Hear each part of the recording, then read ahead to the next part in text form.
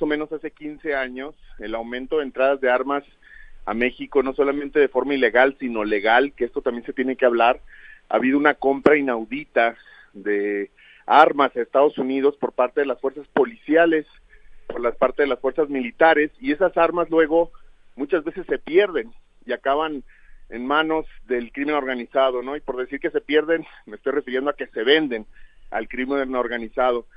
Entonces, evidentemente, por ejemplo, hay una organización que se llama Stop Trading Arms to México, donde básicamente lo que están diciendo es, si no reducimos la cantidad de armas legales, fíjate, que se están vendiendo en México, hasta los índices que estaban antes del 2017, la crisis severa de violaciones a los derechos humanos asociadas con las armas va a seguir aumentando. Estoy hablando evidentemente de masacres, de desplazamientos, de trauma psicológico, de secuestros.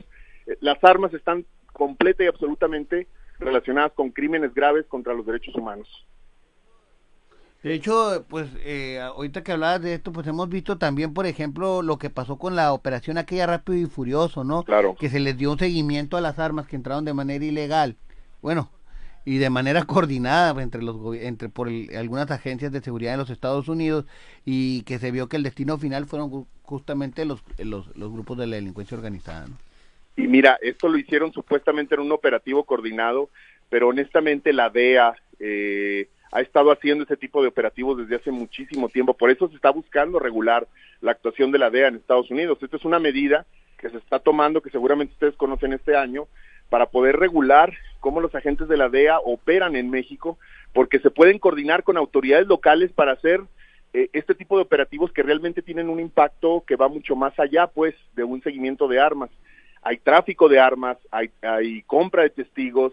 Es un problema que lo estamos teniendo de este lado mexicano. Muy bien. Carlos Monroy, vamos contigo, asesor en comercio exterior. ¿Qué está pasando por este ingreso que pues estábamos dando ahorita información que recientemente en Nogales se frustró un intento de tráfico de armas, cartuchos y cargadores? Pero pues vemos que el número que nos da Aurelio, cómo se ha incrementado esto, y tanto lo que es permitido como lo que entra de manera ilegal. Sí, de hecho recientemente, a principios de año, se dio una información de un decomiso de más de 5,000 cartuchos por la aduana de Nogales.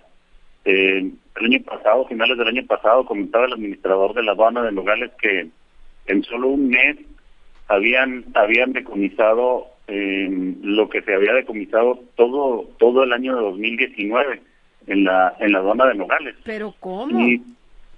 Y se tiene como una de las rutas, una de las rutas que se considera lo que es la entrada por Tijuana, Mexicali, San Luis Río Colorado y Nogales, que es donde las armas tienen como destino pues lugares como Hermosillo, Culiacán, Guadalajara, Morelia, hasta Oaxaca.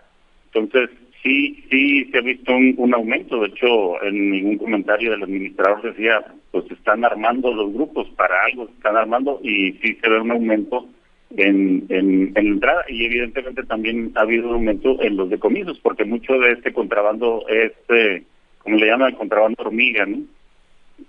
Poco a poco, a través de vehículos. Es lo que te iba a preguntar, si era así en grandes cantidades, o era simplemente así como hormiga, como lo comentas.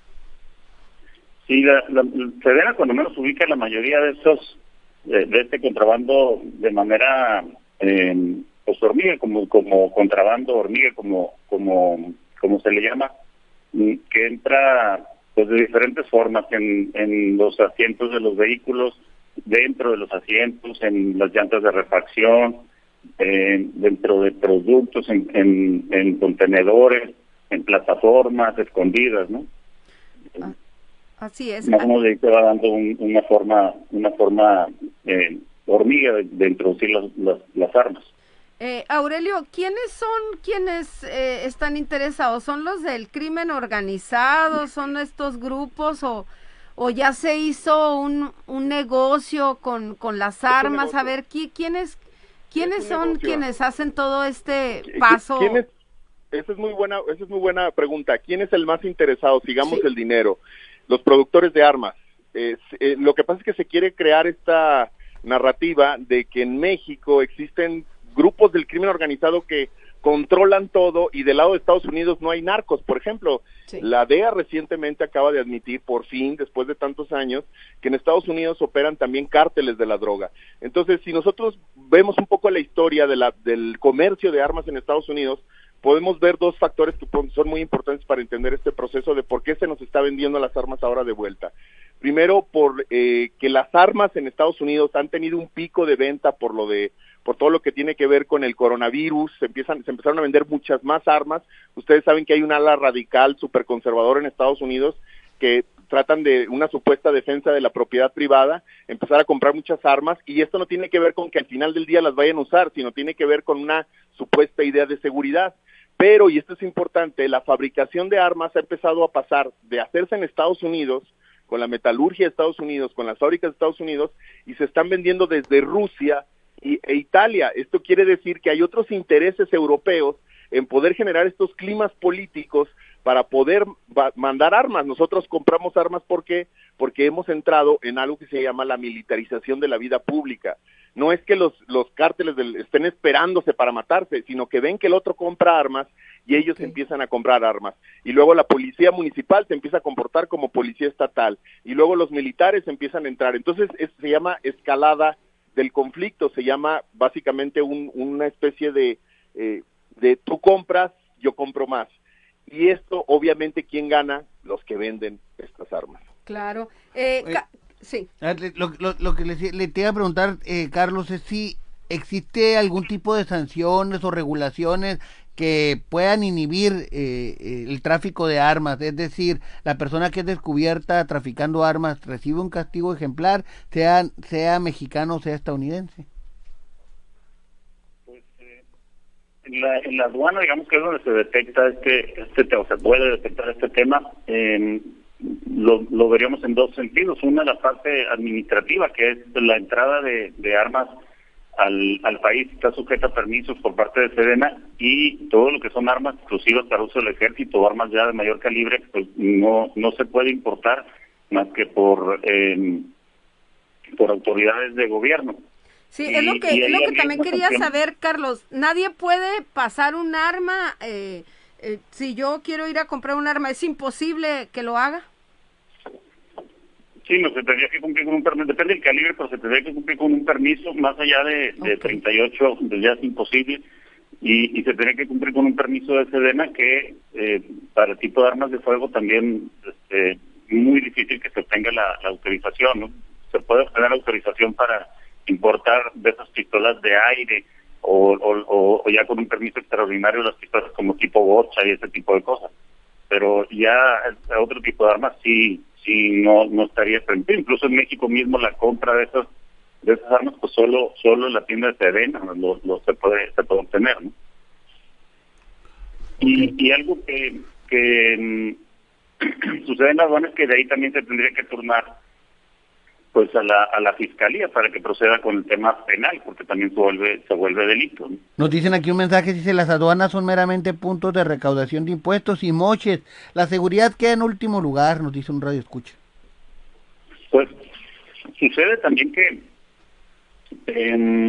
hay un 10% más o menos en promedio de revisión de vehículos y de contenedores de comercial, ¿no? O sea, de cada 100 carros que pasan, 10 son revisados, 90 no son revisados. Es el mecanismo de la aduana.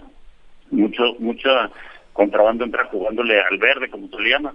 O también está el caso en Chihuahua, por ejemplo, de un dato, lo que era la Procuraduría, donde se tienen 4 puntos de entrada legales, pero 300 brechas, o sea, 300 lugares en donde se puede cruzar de Estados Unidos a México, a la brava, ¿no?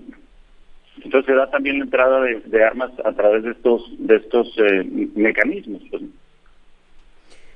Muy bien. Es verdad la parte, perdón, nada más para redondear el tema de la recaudación.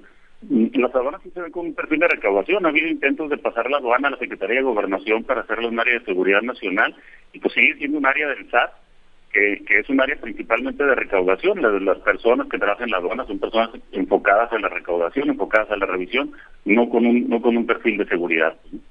Muy bien, antes de continuar, por acá nos comentan, los cárteles se arman como si fuese una guerra o estado de sitio, tienen calibres muy superiores a los que usan las instituciones y el ejército, como todavía se le considera ejército de paz, se encuentra limitado no solamente a la adquisición, sino también al uso de armas de grueso calibre que le pueda generar competitividad al narco en cuanto al armamento. La ventaja es que el ejército mexicano sí está preparado en estrategia y logística para enfrentar la operación de guerra de guerrillas y el ataque frontal cara a lo que no es el caso de la policía. Por eso en los enfrentamientos se ve caer más delincuentes que militares, nos dicen. No, yo sí quisiera opinar, o sea, Adelante, eso es totalmente lo contrario de lo que debemos de hacer, armar más al ejército, es lo que hay que entender, este clima de pensar que esto es una guerra en donde los enfrentamientos son batallas, y que no tiene que ver, por ejemplo, con lavado de dinero, lo que hemos hablado en otras ocasiones. Hay gente, hay comercio o empresas legales que obviamente están lavando dinero. Esto no se puede explicar de otra forma. Lo que pasa es que nos queremos comprar esta idea de que la guerra contra el narco es una guerra como la que vemos en las películas, ¿no? En donde van y se agarran a balazos, que eso sucede, pero eso sucede a partir de operativos, a partir de una mala estrategia, a partir de pues básicamente manifestaciones del Estado para poder generar una sensación de que se está haciendo algo, cuando el negocio sigue sucediendo. Pero precisamente lo que se está diciendo de que hay que armar mejor al ejército es lo que se ha estado haciendo. Se han gastado cientos de millones de dólares en los últimos 10 años de compra de armas del ejército que acaban siendo un negocio y que se acaban vendiendo directamente al crimen organizado. No nos hagamos.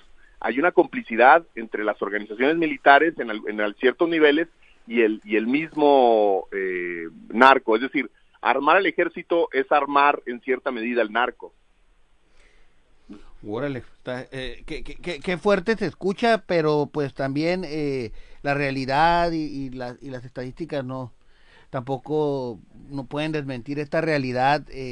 Otro de los temas que ha sido importante ahí en este sentido del tráfico que se da en la frontera es que el tráfico va en dos sentidos. Se dice que las personas y las drogas van hacia el norte y que el dinero y las armas vienen desde el norte hacia el sur. En el tema del dinero, que es tan importante, ahorita hablas de pues las compras que se hacen de armas en Estados Unidos y el dinero que viene, que es el producto de las ventas de las drogas. ¿Cómo se hacen las transacciones internacionales para las compras de armas? Exactamente. Hay diferentes mecanismos. Una de ellas van y compran a estos tianguis de armas que se dan en Estados Unidos y las traen. Okay. Sin ningún tipo de revisión. A veces llegan las aduanas, a veces hay una revisión.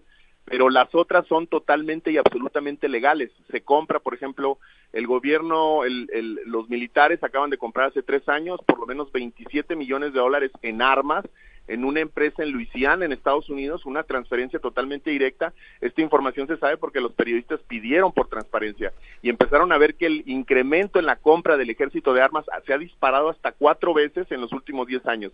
Es decir, el negocio está funcionando. Sí, por acá nos dicen a través de Twitter, lamentablemente en México se vive una doble moral. Cuando una persona quiere comprar un arma de fuego para protección de domicilio o tiro deportivo, le ponen muchos requisitos y solo hay 2 tiendas de... ¿Qué significa? De CAM, dice. De CAM. ¿Qué son las tiendas de CAM? No tengo idea yo. Sí, nos ponen, abrevian DCAM, ¿no? De CAM para todo el país y por lo que mucha gente... me imagino, ya. Compra armas en mercado de reventa, nos dicen por Twitter, gracias. Y ha habido, por ejemplo, iniciativas de los partidos conservadores para que la gente pueda empezar a portar armas, pero cuando pensamos en ese sentido, ¿quién va a poder comprar armas de los ciudadanos? Pues obviamente los ricos, y los va a pasar lo mismo que en Estados Unidos. Los ricos empiezan a comprar armas, empieza a generarse una distancia y una marginación todavía más grande con esta supuesta idea de me voy a defender. O sea, una persona con un arma en su camioneta no va a resolver un secuestro, no va a resolver un asalto. Eso es una mentira, eso es una idea del viejo oeste. Ese es uno de los grandes problemas que tenemos en Estados Unidos. Se nos está tratando de imponer esa forma de ver o esa forma de vida porque es, les recuerdo, un negocio. Es como cuando nos venden comida norteamericana para que la metamos dentro de nuestra dieta y nosotros podamos comprarles a ellos y generar más negocio. Lo mismo nos quieren vender esta idea de inseguridad y que la inseguridad